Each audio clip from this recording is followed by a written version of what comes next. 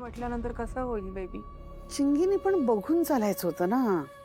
पायरी ओळखून वागायला हवं होतं, पायरी बघून चालायला पण पाहिजे होतं है ना. स्वतःच्या पोटच्या पोराची तिनं चिंता केली नाही, मग आपण कशाला वाईट वाटून घ्यायचं? अगदी बरोबर बोलताय तुम्ही. खोटं बोलून मूल पदरात पाडून घेतलं. आपल्या जावे बापूंच्या गळ्यातच पडली ती. त्यांना किती त्रास मनस्ताप भोगावा लागला सांगा बघू. वाईट वाटतं ना या सगळ्या गोष्टीचं. मग देव ठेवणार, देवाने शिक्षा दिली तिला. शिक्षाच आहे ही. पण काय करणार, स्वतःच्याच होणाऱ्या बाळाला हत्यार म्हणून वापरत होती हो. आणि ते पण माझ्या अंशुमनच्या विरुद्ध. मला तर असं वाटायला लागलं की पुढे तिने सुशला छळायला सुद्धा कमी केलं नसतं. मम्मा मी काय केलं? किती भोळी आहे हो ही.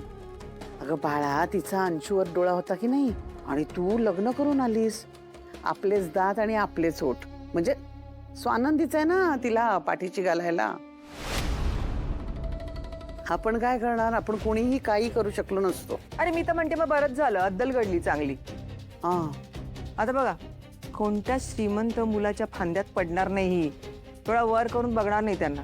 आणि इतर मुलांना पण आपल्या फासात अडकवण्याच्या अगोदर ना 10 वेळा विचार करेल, 10 वेळा.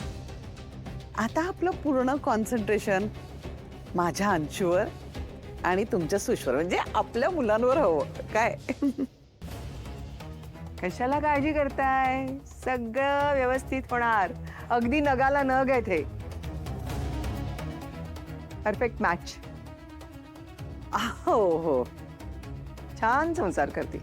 अहो, लग्न तुम्ही मान्य केलंय हो, पण घरच्यांचं काय तुमच्या, म्हणजे तुमचे मिस्टर आणि रोहननी नको का मान्य करायला?